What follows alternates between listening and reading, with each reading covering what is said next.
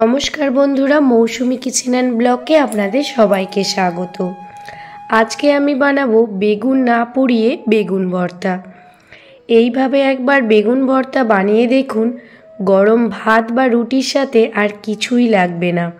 এই ভর্তাটি যদি থাকে, সমস্ত ভাত বা রুটি এই ভর্তা দিয়েই খাওয়া হয়ে যাবে। এতটাই টেস্টি হয় এই রেসিপিটি খেতে।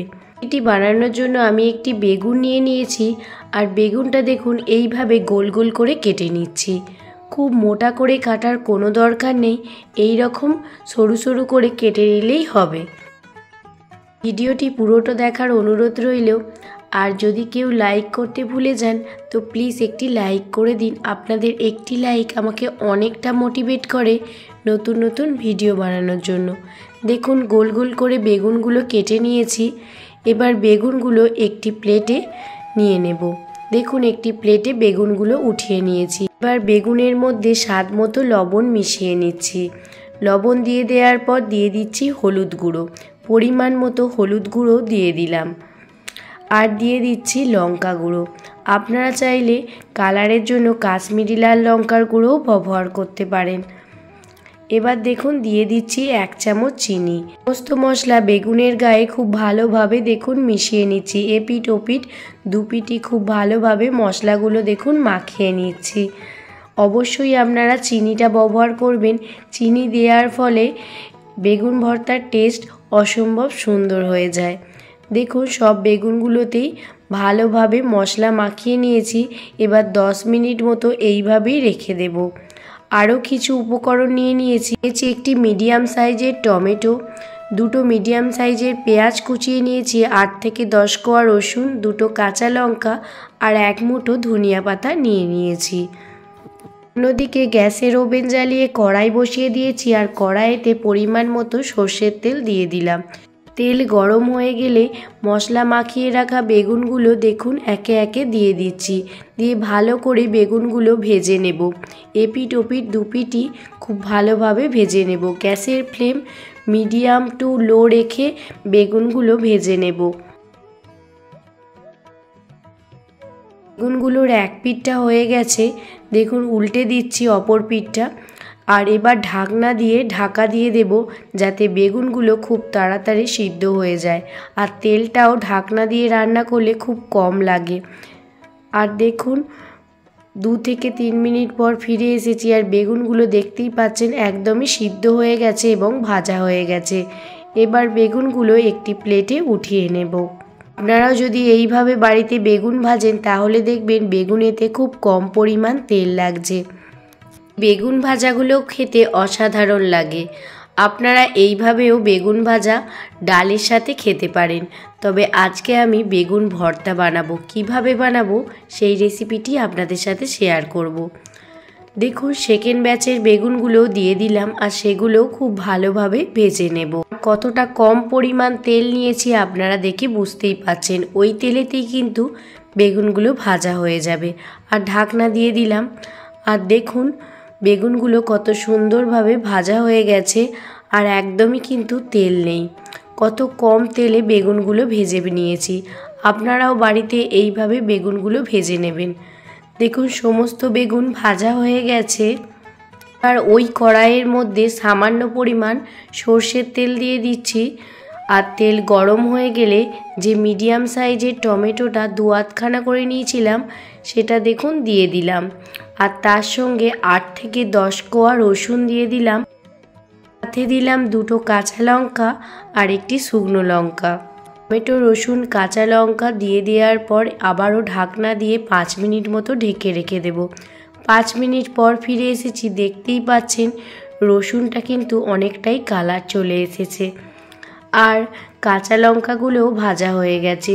এবার রসুন আর কাঁচা লঙ্কাটা প্রথম উঠিয়ে নেব।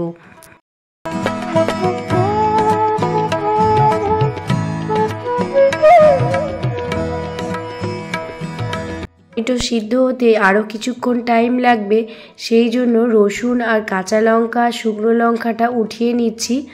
আর আবারও ভালোভাবে টমেটোটা সেঁকতে দিলাম। আর টমেটোটাও সেঁকা হয়ে গেছে।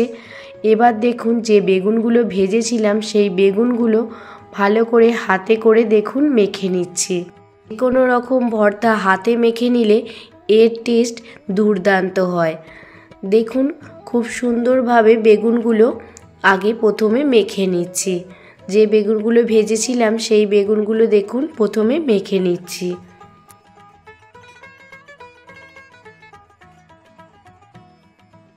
এখন বেগুনটা খুব সুন্দরভাবে মেখে নিয়েছি। এবার আমি নিয়ে নেব শুকনো লঙ্কা। যে একটা শুকনো লঙ্কা নিয়েছিলাম সেই শুকনো লঙ্কায় সামান্য পরিমাণ লবণ দিয়ে শুকনো লঙ্কাটা খুব সুন্দরভাবে মেখে নিচ্ছি। ঝালটা অবশ্যই আপনারা আপনাদের স্বাদ মতো দেবেন। যেহেতু আমার বাড়িতে ছোট বাচ্চা আছে তো সেহেতু ঝালের পরিমাণটা আমি কমই রেখেছি। এবার দেখুন কাঁচা লঙ্কা আর রসুনটাও খুব ভালোভাবে মেখে নিচ্ছি। আপনারা একবার হলেও এইভাবে বেগুন ভর্তা বাড়িতে বানিয়ে দেখুন, সবাই দেখবেন চেয়ে চেয়ে খাবে, এতটাই টেস্টি হয় খেতে। গলায় ইনফেকশান হওয়ার জন্য ঠিকমতো ভিডিওতে ভয়েস দিতে পারছি না, তার জন্য আপনাদের কাছে আন্তরিকভাবে দুঃখিত। রসুন আর লঙ্কা খুব ভালো করে মাখিয়ে নেওয়ার পর দেখুন টমেটোগুলো সেঁকা হয়ে গেছে আর সেগুলো প্লেটে উঠিয়ে নিয়েছি। টমেটোগুলো সামান্য ঠান্ডা হয়ে গেলে দেখুন হাতে করে ম্যাশ করে নিচ্ছি। টমেটোটা ভালোভাবে মাখানো হয়ে গেলে সমস্ত উপকরণ একসঙ্গে খুব ভালো করে মাখিয়ে নিচ্ছি। ভর্তা যতটা ভালো করে মাখাবেন তত কিন্তু টেস্টি হবে খেতে। দেখুন আমিও খুব সুন্দরভাবে বেগুনের ভর্তাটা মাখিয়ে নিচ্ছি।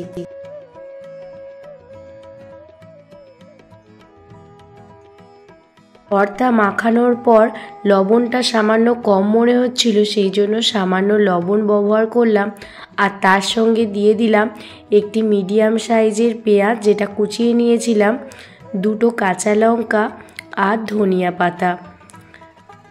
পেঁয়াজ, ধনিয়া পাতা, কাঁচা লঙ্কা খুব ভালো করে ভর্তার সাথে মাখিয়ে নিচ্ছি। ধনিয়া পাতা আর কাঁচা পেঁয়াজ দেওয়ার ফলে এই ভর্তাটি খেতে আরও টেস্টি হয়ে যায়। আপনারা একবার হলেও বাড়িতে ট্রাই করে দেখবেন।